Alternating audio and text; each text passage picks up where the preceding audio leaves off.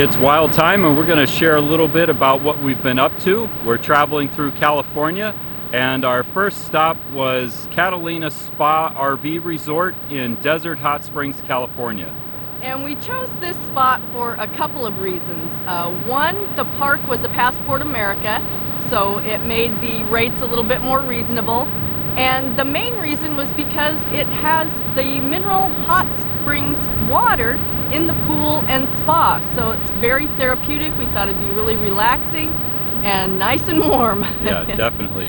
It was pretty decent pools. We went into the main pool, which is actually full of the mineral hot springs, and the hot tub itself. We went in there and spent some time in there.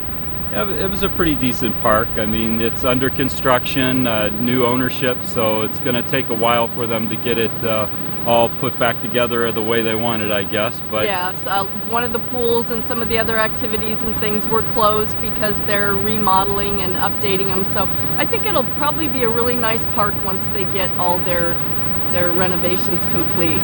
Yeah, they had a little what do you call it, miniature golf course there, and that was we didn't play at all, but it was nice that it was there for people that like that. And what else did they have there? There was some dog runs and things. Yeah, so that was nice. Apparently March and April are the windiest times of the year in that area, and it was extremely windy. A couple of the nights, just all night long, the wind blew. But yeah, very hard. Very, very hard. Yeah. So it was nice, but while we were there, we visited the dinosaurs in Cabazon, California, the world's biggest dinosaurs, and that was kind of cute. We did do a video from there, so check that out if you haven't seen that one. And we also went over to Joshua Tree National Park, and that was very enjoyable. We had fun hiking around in there and just seeing all the boulders and the Joshua trees, and it was just very interesting. Yeah, Joshua trees are a very interesting plant, and I really didn't know about all the boulders and formations of rock and things that were there. So that was really, really pretty and very interesting. We enjoyed that a lot. And when we left Catalina Spa RV Resort the morning of, we noticed that we had what was almost a flat tire. It was extremely low. Yeah, on the and RV. We do carry a compressor with us, so we were able to put some air in it. And while putting the air in, I immediately saw that there was a staple, and apparently because of the construction in the park, we picked up a staple there. When we were walking around at night, I picked up several roofing nails throughout the park and threw them away, and then the irony is I get a staple in the tire, but it actually held air quite well. We were stopping at a couple places on the way out of there, and I would jump out and check the air pressure in the tire, and the tire held very well.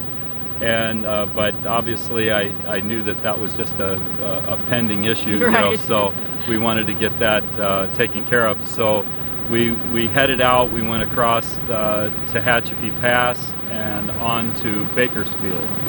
Yeah, we pulled into the Orange Grove RV Park again. We had stayed there last year, and immediately had to take the tire off and get that repaired. Yeah, and what's nice about taking the tire off on the RV is I just use the jacks for the RV, the automatic jacks. I just raised those to the point where the tire was off the ground after I loosened the lugs, and then I was able to just take the tire off immediately upon getting there, and I went into town and had it repaired and came back and put it on.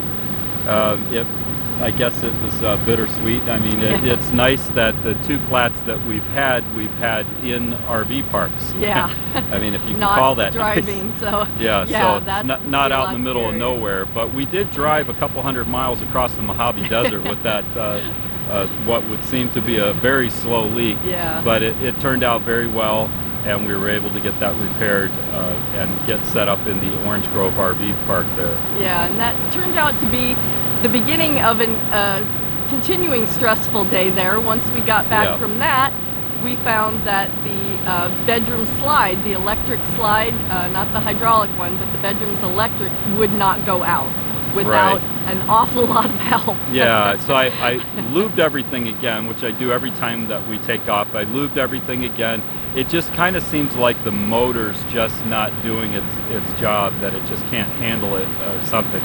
But with a little bit, when Susan's pushing the button, I can give the bed is part of the slide, so I give the bed a little bit of pressure on it, very little, and it ended up going out. So that's what we're dealing with for now until we can get that taken care of when we get somewhere a little bit more stationary. Yeah, and then we opened the coat closet, and 2 shelves had fallen down in the travel, and the little things that keep those up fell out, and one bent. So Bernie had another project of repairing that. And it wasn't that bad, fortunately. I mean, these are just minor things, but they're things that need attention nonetheless. And then the computer went into an infinite blue screen loop, so I had that to contend with. But anyway, overall, everything just kind of ironed out, and we had a good stay at the Orange Grove RV Park there. They also have a pool there, and what are some of the other things? They have a billiards room there, I know that, and the showers are pretty nice. They have a laundry facility. Yeah, it's a nice, clean place. Bakersfield's not one of our favorite locations, but we feel pretty good at that particular place. Yeah, it's definitely going through Bakersfield. Again, it's not one of our destinations of choice, but the Orange Grove is kind of like a little oasis in that area, so we enjoy that. Yeah. Our next stop after we left Orange Grove is we decided to head to the beach where it would be a little cooler. So we went to a place called Pismo Coast Village RV Resort. It's a really pretty nice resort. It's basically on the beach. They normally have a little creek that you have to cross to get to the beach, but with all the rain that California's had this year, the creek kind of turned into what they call a lagoon now. So, but it's not very deep and very easy to cross to get to the beach. So it's really nice. There's a lot of neat things about this place. And not long after we got here, a viewer came up and introduced himself, recognized us, and we talked for a while. His name was Tom. Hi, Tom. If you're watching, I'm sure you are. And yeah, so that was great. And this place just has a lot of amenities. It has, of course, a pool, really large, nice laundry room. There's an arcade, a restaurant. Yeah, and the restaurant will even deliver food right to your site, so that's really convenient. Yeah, that's good. And they prepare the food right out on grills outside there, and it's very tempting. And they have a large general store. You get just about everything in there. It's a little pricey, but that's probably par for the course in the area. Yeah, they even have soft serve ice cream, so I always like that. They have a couple of observation areas where you can get up out of the wind to watch the sunset, and they have some playgrounds, nice showers. And there's one of those miniature golf places here too. It's a lot smaller than some, but I think it's 8 holes? 9 holes, 9 holes, sorry. And then in comparison, I mean, I think you have to pay for this one, and then some of the other ones that are more elaborate are free. I don't know, I guess just each place just decides what they're going to do about that. I don't think we ever saw anyone playing, or maybe there was someone at one point, but it doesn't look like it's played that much. Let's see, they're large sites. I think almost all of them, if not all of them, are back in. Yeah, back in. They have a picnic table and a fire ring. You can have a fire in the fire ring, so that's nice. A lot of ducks. A lot of ducks. They come right up to the door. The park is walking distance from the Pismo Beach Pier area. Yeah, so that's really nice to be able to just walk down there. We did spend some time checking out the pier area. They have some little shops and things like that. Unfortunately, the pier itself was closed also due to construction and renovation. But we did check out a couple of the restaurants. Yeah, we went to the Cool Cat Cafe, I think it's called. Yeah, that was pretty good. I actually enjoyed that. It was decent food. I thought it was good. Did you like that? Yeah, I liked that one a lot. Yeah, and then what was The other one is the Splash Cafe that is well known for its clam chowder. And I don't eat clam chowder, but Bernie really enjoys it. So I'd say it was good clam chowder. I don't know that I go that much farther than that, but I mean it was really good clam chowder. So it's definitely worth stopping there and having the clam chowder. I don't have anything to compare it to in the other restaurants. A lot of the other ones say that they have clam chowder too, but apparently this is an award-winning clam chowder. But anyway, that was good. There was some of the other food items that we tried there. I didn't like as much as the Cool Cat Cafe, but that was everybody's different. Yeah. So I definitely think the Cool Cat Cafe was the one to go to. There was also one called Hoagie's, I think, that we went by, and every time we went by it, the food looked really good. We didn't go in there, so we can't really say much about it, but that's something down there in the Pismo Beach Pier area that might be worth trying. Yeah, we spent a lot of time walking on the beach. Like we said, it was rather windy, but it's always enjoyable to walk on the beach and listen to the ocean. Yeah, it's really windy now too, so we apologize if that's blowing a lot in the microphone, but that's just the way it is at the beach. Yeah.